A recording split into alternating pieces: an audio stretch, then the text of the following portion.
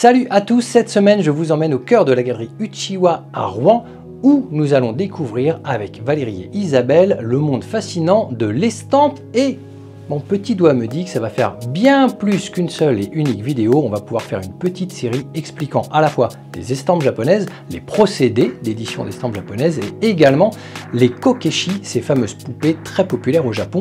C'est parti!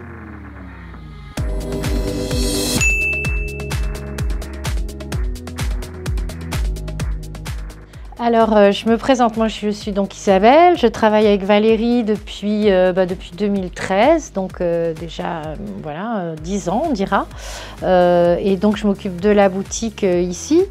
Alors moi mon parcours il était un peu très sinueux, en fait je travaillais dans le monde plutôt de l'image mais du cinéma, de l'art documentaire, et puis c'est un peu grâce à Valérie que je connaissais auparavant, que je me suis plongée dans l'art de l'estampe et qui m'a passionnée. Et voilà, et donc c'est aussi toute seule en fait que petit à petit je suis devenue un peu plus et un peu plus encore experte pour pouvoir voilà, et en parler et les vendre bien sûr. Alors, je vais vous expliquer un petit peu ce qu'on peut trouver, enfin ce qu'on trouve sur une estampe, que souvent les gens nous demandent, en plus de l'image ou autour de l'image. Donc, très souvent sur une estampe, vous avez un cartouche, ou même deux, comme ici par exemple, où vous allez avoir le titre, le titre de la série, puisque les estampes sont très souvent, même très majoritairement, ont été réalisées sous forme de série, comme celle que vous connaissiez, des 100 vues du mont Fuji, où il y a la vague, etc. Donc là, il s'agit d'une série sur le Di du Genji. Le Di du Genji étant voilà, un livre, un roman de la fin du Xe siècle, écrit par Murasaki Shikibu, qui était une grande dame de la cour, et qui a écrit cette saga. Donc c'est un des romans les plus célèbres dans la culture japonaise, c'est-à-dire qu'il est connu de tout le monde, même de ceux qui ne l'ont pas lu, un peu comme Proust chez nous, si vous voulez, parce que c'est une très grosse saga qui peut paraître un peu difficile à lire, parce qu'il y a des dizaines et des dizaines de personnages, mais en bref, ça raconte l'histoire d'un prince Genji, donc d'un grand prince illégitime, donc qui va ne jamais arriver au trône, mais qui est un très grand charmeur de femmes, et il y a toutes ces histoires d'amour, parce qu'il a plusieurs histoires d'amour, après il a des enfants, des fils, et au travers de l'histoire de ce prince, c'est un peu toutes les vicissitudes de la cour, les tractations voilà, qui ont pu exister à l'époque Heian, donc a connu la dame de la cour Murasaki qui a écrit ce livre. Et on dit aussi que c'est peut-être un peu le premier roman psychologique, c'est-à-dire qu'il y a énormément de détails sur la vie intérieure des personnages, ce qu'ils peuvent ressortir, etc.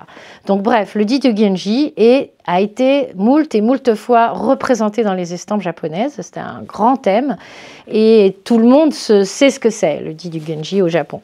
Donc là, dans cette estampe, vous avez donc le titre de la série, puis vous allez avoir le titre de l'estampe en elle-même, là qui représente en fait le chapitre qui est illustré. Puis sur une estampe, vous avez en général, toujours même, la signature de l'artiste. Donc là, il s'agit de Toyokuni 3. Kunisada Toyokuni 3. Vous avez le sceau de censure, puisqu'il faut savoir qu'à l'époque Edo, il y avait donc du shogunat, avait une vue sur toutes les choses qui étaient imprimées, donc les livres comme les estampes, et donc il y avait un sceau qui permettait, qui autorisait l'édition de l'estampe.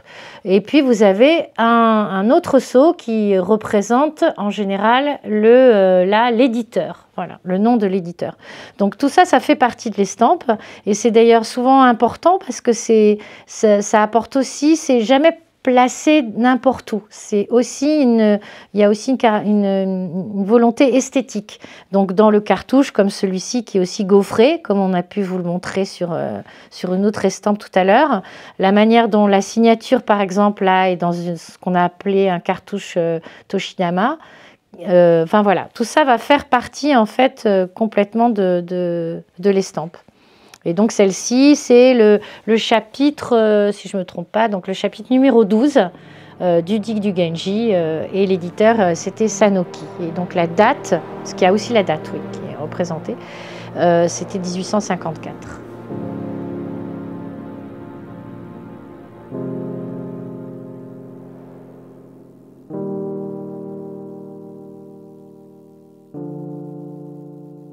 Alors, parmi certaines des plus belles pièces qu'on a en ce moment, donc on a par exemple alors deux qui sont vraiment de ce qu'on a appelé l'ukiyo-e, hein, c'est-à-dire des estampes de l'époque Edo. Donc celle-ci qui est superbe, qui est de Tsukimaro, qui était donc un élève de l'école d'Utamaro, Utamaro étant le grand portraitiste mi-18e de l'estampe japonaise.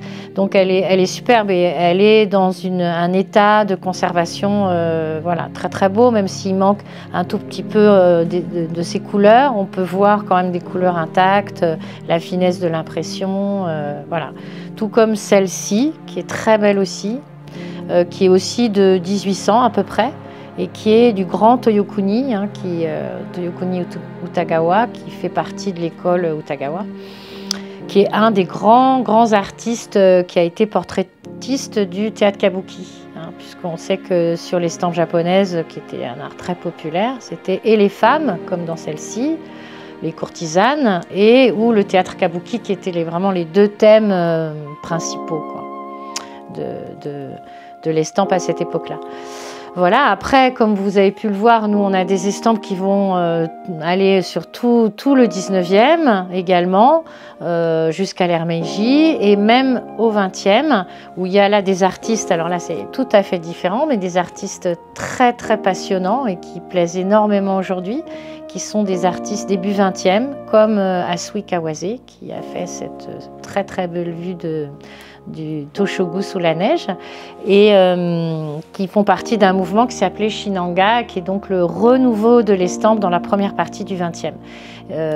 Donc qui sont très différentes, qui sont beaucoup des paysages principalement, avec aussi certains portraits de femmes.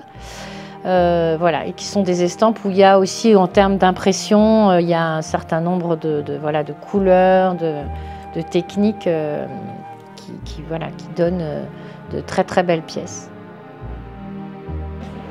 Bon les amis, on pourrait rester dans la boutique Uchiwa pendant des heures, mais on n'a pas toute la journée non plus devant nous, donc je vous invite plutôt à aller voir le site de la galerie Uchiwa. Il n'y a pas tout ce que vous trouverez en boutique, vous ne pouvez pas avoir forcément le détail de la qualité, mais ne serait-ce que des encadrements.